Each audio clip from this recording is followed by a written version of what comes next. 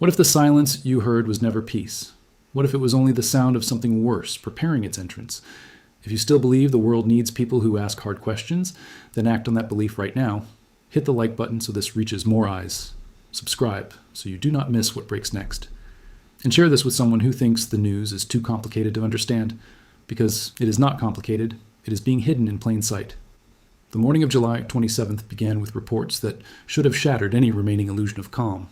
In northern Iraq, near American positions in the Kurdistan region, a drone struck with terrifying precision. Video footage circulated quickly across channels that still allow raw reality to pass through. A projectile descended rapidly through the air, almost silent until the final moment. Then impact, then smoke, thick and dark, rising over the target zone with a steady determination that spoke of calculated intent, rather than random violence. Analysts who study these patterns pointed immediately to Erbil province. This is not random terrain chosen by accident. American forces operate there with consistency and purpose. Local allies have stood beside them for years, sharing risks that most of the world never sees and rarely remembers. The presence of American personnel in this area has always made it a point of strategic interest, and now it had become a point of direct impact. But one strike was never going to be the full story, and those who understand this conflict knew to wait for the second shoe. A second video emerged from a different angle, this time in the Koya district, still within Iraqi Kurdistan, but separated enough to suggest coordination rather than coincidence. The scene mirrored the first with unsettling similarity. A rapid descent, an explosion that interrupted the morning, smoke climbing upward in a column that seemed to mark the sky itself. The specific target struck in the second location was not immediately confirmed in the initial reports, yet the intent was unmistakable. Someone wanted to demonstrate, with clear visual evidence, that the ceasefire, however briefly celebrated in diplomatic circles, had no real authority over the ground where people actually live and fight. While analysts were still confirming the damage and assessing the implications in Iraq, another front opened almost simultaneously. As if a conductor had given the signal to begin, Jordan came under coordinated drone assault. Multiple unmanned aircraft were launched toward targets inside Jordanian territory, moving with purpose across borders. That have already seen too much of this conflict. The Israeli Defense Forces later confirmed that several of these drones were intercepted before reaching their intended destinations.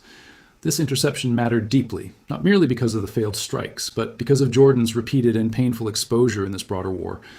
Earlier in the conflict, inside Jordanian borders, 3 American service members lost their lives in an attack that remains one of the defining wounds of this entire campaign. So, when drones appear over Jordan again, the region does not see statistics. It sees memory. It sees risk that is deeply personal and immediately real. Looking at the events in Iraq and Jordan together, the pattern becomes impossible to ignore for anyone paying honest attention. This was not an isolated incident, born of local anger or spontaneous militia action. It was a multi-front escalation, carefully timed, arriving just days after a noticeable and widely reported pause in large-scale offensive action. For several nights before this, the sky had been quieter than anyone expected. No major strikes recorded across the main theaters. A brief window where many observers, and perhaps many families, had allowed themselves to hope that the worst phase had finally passed. That window is now shattered, broken not by accident or misunderstanding, but by deliberate design that suggests planning rather than impulse. The question of who carried this out takes us deeper than the surface reports that often simplify complex relationships. The strikes have been broadly attributed to Iran in general terms, but the more precise source, according to close analysis, points directly toward the Popular Mobilization Forces, known widely as the PMF. This is an Iranian-backed proxy network embedded deeply inside Iraq, with fighters who know every road, every valley, and every American position in their operating area. Its leaders understand the patterns of American presence with an intimacy that comes from years of observation and interaction. Yet the critical insight here is not about the PMF's independence or autonomy. It is about the near-total absence of meaningful separation between this network and Tehran. There is no practical distance between an attack ordered by this network and an attack ordered directly from Iranian leadership. They function, in reality, as a single decision-making chain. When analysts describe this relationship with precision, they are not being dramatic for effect. They are describing a structure where proxy action equals state direction, in almost every meaningful operational sense. The denial layer exists primarily for political comfort, for diplomatic cover, for the ability to say officially that something was not direct. But on the battlefield, where smoke rises and structures burn, comfort is not reality. Reality is command, reality is coordination, reality is intent. This distinction changes everything about how we should read the morning of July 27th, and it changes how we should anticipate what comes next. What struck Erbil and Koya was not a rogue militia expressing its own separate grievance in isolation. It was a calculated move originating from Iranian leadership, using proxy forces to hit American interests, while maintaining a layer of official distance that serves strategic purposes. This is not wild speculation. It is the established, documented pattern of how this network operates across years of conflict. The goal is pressure without direct fingerprints. The result is damage without immediate accountability. That can be easily addressed through direct retaliation. Even as the dust was still settling in Iraq and Jordan, as analysts were still measuring smoke and assessing targets, another crisis was already unfolding along the western edge of the Arabian Peninsula, with an urgency that demanded attention. Saudi Arabia found itself under sustained and deliberate assault that went beyond symbolic gestures. Houthi forces launched a coordinated wave of drones aimed with clear intention at the kingdom's energy backbone. The primary target was an Aramco facility in Jazan, a region in southern Saudi Arabia. That plays a meaningful and substantial role in the country's overall production network.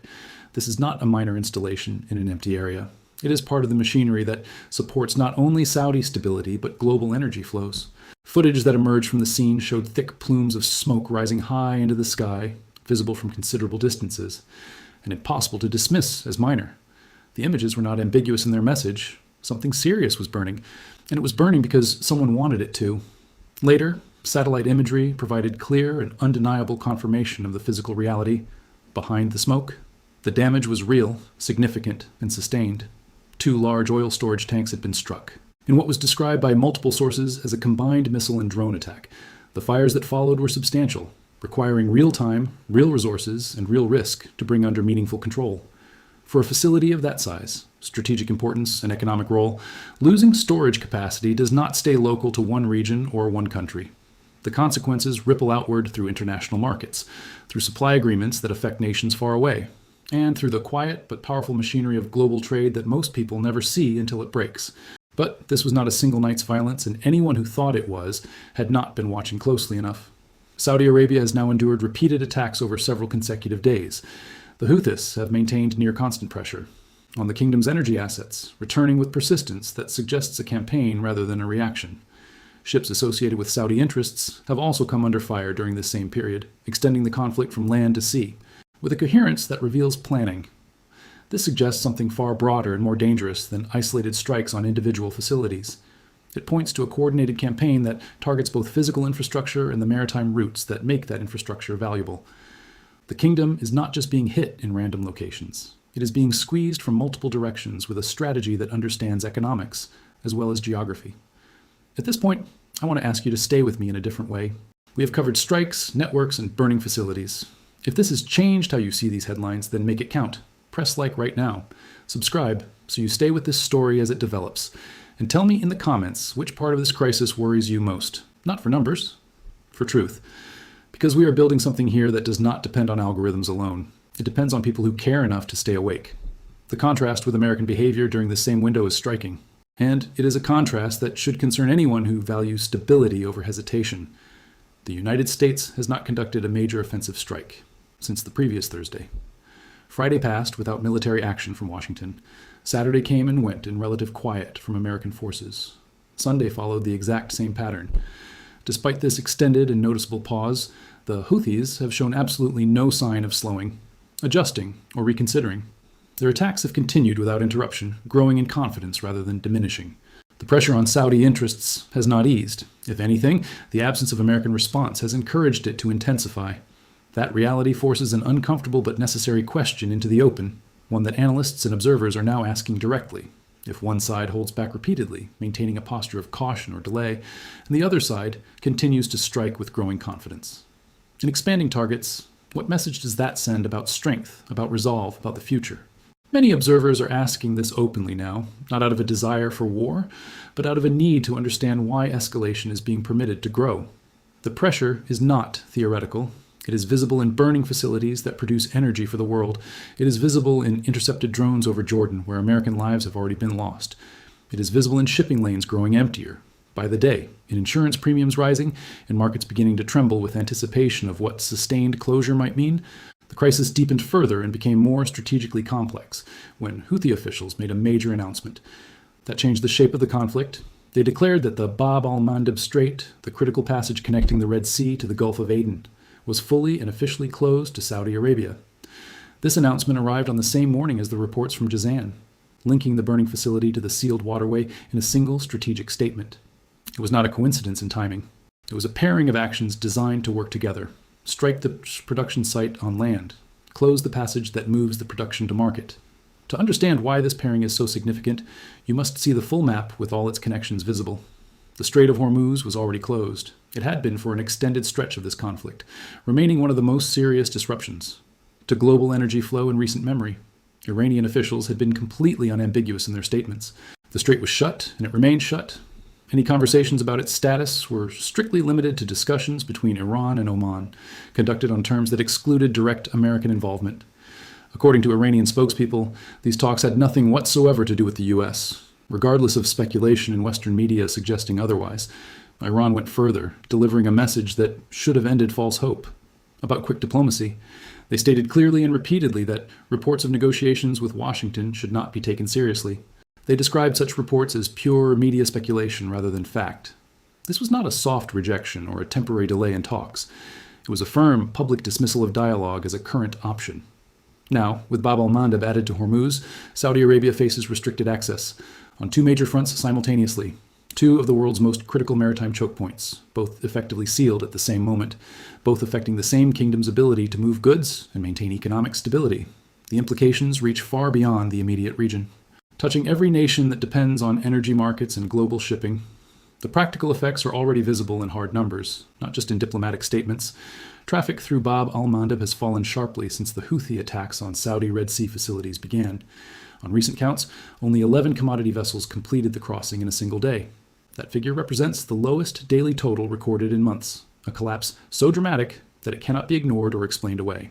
This corridor is ordinarily one of the busiest shipping lanes on the planet, carrying a significant share of global trade that includes oil, and goods that support economies everywhere. A drop of this magnitude signals far more than temporary disruption that will resolve itself. It points to a fundamental and possibly lasting shift in how safe international shippers consider this route to be. They are not avoiding it out of preference. They are avoiding it out of survival instinct, out of the calculation that risk has exceeded limits. Shipping companies are making these decisions every day, weighing profit against danger and choosing safety over speed, even when the cost is enormous. Rather than send vessels and crews into a zone where attacks have become frequent, unpredictable, and deadly, many firms are routing around the continent, even if that means journeys that take weeks longer, even if it raises operating costs to levels that affect pricing across entire industries. The risk has become too high for comfort, and comfort is what commerce requires. This is where the consequences begin to spread globally in ways that affect ordinary people who have never looked at a map of the Red Sea. When fewer ships are willing to make the crossing, the basic economics of supply and demand push prices upward. Oil is particularly affected, since so much of the world's supply depends on these narrow passages to reach international markets in a timely manner. As fewer tankers move safely through protected waters, buyers and sellers alike are forced to adjust their expectations, their contracts, and prices. Those adjustments do not stay hidden in boardrooms. They tend to show up eventually in fuel costs at pumps, in transportation fees, and in broader inflation figures that touch ordinary lives in cities far from any battlefield. What makes this moment particularly tense is not just the closures themselves, but the coordination visible across events in different locations. The dual blockade is unfolding at the exact same time that fresh strikes have hit Iraq, Jordan, and Saudi Arabia with increasing intensity. This timing suggests a coordinated strategic pattern rather than a series of unrelated local events that happen to occur near each other. Two major maritime arteries closed simultaneously, multiple nations struck within a short window of time. All of this happening while official statements from Iran continue to insist that no negotiations with the United States are underway. For decision makers watching this unfold from capitals around the world, the picture being presented is not one of random violence. It is one of deliberate, multi-layered pressure applied on several fronts at once. Military strikes on land are being paired with economic pressure. At sea, creating a situation where the costs of the conflict are no longer confined to the battlefield or to the nations immediately fighting. They are now being felt in shipping schedules that affect global trade, in insurance premiums for vessels brave enough to attempt the crossing, and eventually in the prices paid by ordinary consumers thousands of miles away from the Gulf. As we continue, think about what this coordination really means for the weeks ahead. If you want to understand these connections, share this video. Not later. Now. Send it to someone who still believes these events are isolated, because they are not isolated. They are connected by design, and that design affects all of us. as both straits remain closed with no clear timeline, no public conditions, and no diplomatic pathway. The central question facing global markets and regional governments is no longer simple. It is not just about military strategy, it is about endurance. How long can this dual blockade be sustained before the economic strain becomes too significant to ignore? And perhaps more importantly, what conditions would be required for either side to consider loosening its grip on these critical waterways?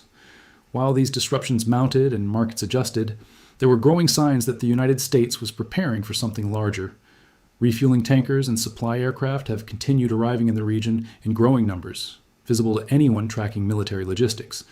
This suggests a buildup is genuinely underway, even if it has not yet translated into the direct military strikes that many expect. Whether this buildup represents a genuine pause before renewed offensive action, or simply a slower, more cautious approach remains unclear. The presence is there. The intent is being signaled. But the action has not yet followed. What is clear, however, is that Saudi Arabia, for now, continues to absorb significant and growing damage largely without direct military support.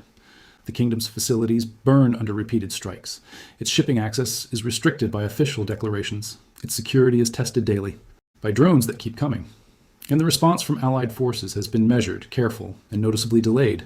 That delay carries risks that go beyond the immediate damage to Saudi infrastructure. Every day without a decisive response creates space. In conflict dynamics, space is never neutral. Space allows adversaries to consolidate gains, both psychological and strategic.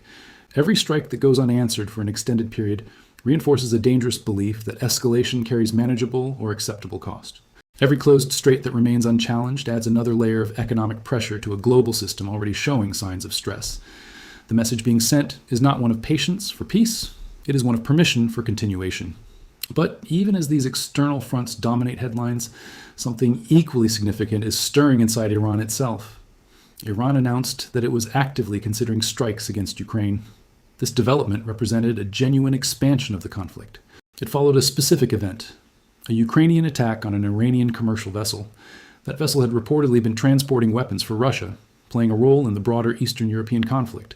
The strike on it resulted in the death of an Iranian sailor, transforming a maritime incident into a personal loss that demanded response. Iran's foreign minister characterized the incident with anger, describing it as a direct violation of international maritime law. He went further, suggesting the attack was at Israel's encouragement, part of a deliberate effort to draw European nations and interests further into the broader war that already connects multiple regions. Russian officials quickly echoed this sentiment. Russia's foreign ministry described the strike as an action that could not go unanswered, aligning Moscow's rhetoric with Tehran's and reinforcing the connection between these two theaters. This exchange effectively opened a new dimension that analysts are only beginning to fully understand. The conflict in the Middle East is now connected directly and explicitly to the war in Ukraine. What began as strikes in Iraq and Jordan and blockades in the Red Sea and the Persian Gulf now has clear lines extending toward Eastern Europe and into Russian strategic thinking. The map of concern is no longer regional. It has become genuinely global in its implications. Inside Iran, separate signs of internal strain have continued to surface with growing frequency. A group identifying itself as the People's Fighters Front released new material. From the Sistan and Balochistan region, an area that has long held tension with the central government. The footage showed fighters armed with assault rifles, expressing opposition with clarity and determination to Iranian government forces. While the full scale and organizational strength of this resistance remained difficult to measure accurately from outside the country, reports of targeted assassinations and ambushes in recent weeks suggest that internal pressure on the Iranian government may be growing, in ways that are not fully visible from international news coverage. This internal development is significant because it reveals a pattern of strength projected outward while potential fragility develops within. A government that can strike across borders, close international waterways, and reject diplomatic engagement while facing growing resistance at home is operating under conditions difficult to maintain indefinitely. Meanwhile, concerns have been raised in Western reporting about the broader strategic picture and its implications for other major conflicts. Officials cited in recent reports expressed genuine concern that extended American involvement could be factored into strategic calculations of other major powers with global interests. Specifically, there's worry that Russia may view American resource commitments as an opportunity to advance its interests in Ukraine with reduced opposition. Others worry that China might view the same American strategic stretch as an opening. Regarding Taiwan, interpreting division of focus as a window for action. However, many serious analysts urge appropriate caution against accepting alarming strategic narratives too quickly. Reports suggesting significantly depleted American military resources should not be accepted at face value until independently verified by credible sources. The strategic landscape is genuinely complex, and claims made in the heat of conflict often serve purposes other than pure information. They may be designed to influence perception, to create panic, or to justify actions that have not yet been decided. The human cost of this extended conflict has also continued to climb. Since the current phase of operations began, alongside earlier related engagements that established the broader pattern of violence, American forces have sustained a total of 18 personnel killed in action. Beyond the fatal losses, 627 members wounded, in various circumstances related to this conflict. Of that total wounded figure, 247 casualties have occurred since April 8th, when the ceasefire with Iran took effect. That figure is not only significant, it is essential for understanding the reality behind diplomatic language. That number demonstrates clearly that violence has continued even during periods officially categorized and presented as de-escalation. The language of ceasefire does not match the reality experienced by those in uniform. For families connected to these statistics, they are not abstract. Each casualty represents a life permanently altered, a family structure changed, a future rewritten by events that happened far from home. The cost is not only strategic in terms of military planning, it is deeply permanently human. Taken as a whole, the events of this single day and the broader pattern they represent reveal a conflict that is expanding rather than contracting, growing in scope rather than finding resolution. There are strikes in Iraq that test American presence. There are strikes in Jordan that remind allies of vulnerability. There is sustained assault on Saudi Arabia that targets both energy and confidence. There are 2 major straits sealed off, transforming regional conflict into global economic pressure. There is a new front opening with Ukraine that connects Middle Eastern violence to Eastern European war. There are mounting signs of unrest inside Iran that suggest internal costs for external aggression. There are official statements that rule out negotiation with growing firmness. And there is a growing list of casualties that reminds everyone watching that this is not a distant drama, but a present reality. As we approach the end of this examination, I want to ask you one more thing that matters more than statistics. If you have stayed with this entire explanation, then you are exactly the kind of person who refuses to accept simple answers to complex dangers. So before you leave, take 10 seconds, like this video, subscribe for the deeper coverage that follows, and share this with one person who needs to understand that quiet news does not mean safe conditions, because it does not. At this point in our journey through this story, I need to ask you to stay fully present with me for one more critical observation. We have walked carefully through the strikes, the blockades, the hidden proxy networks, the human losses on multiple sides, and the expanding global map that now connects regions that once seemed separate. If this information has changed how you see the world, then do not allow it to stay only inside your head. Make it visible. Press the like button so algorithms do not bury this explanation. Behind simpler stories, subscribe, because the next development in this conflict could arrive within hours rather than days. And drop a comment telling me what single part of this story disturbed you most, or what part made you think differently. Not for metrics, for connection. Because understanding shared between people is the first and most important form of resistance against the confusion that surrounds modern conflict. As we move toward understanding the deeper meaning and the hidden architecture behind all these events, we must recognize the pattern that ties them together with coherence that cannot be accidental. This is not chaos, it is design. Every strike serves a specific strategic purpose that serves broader goals.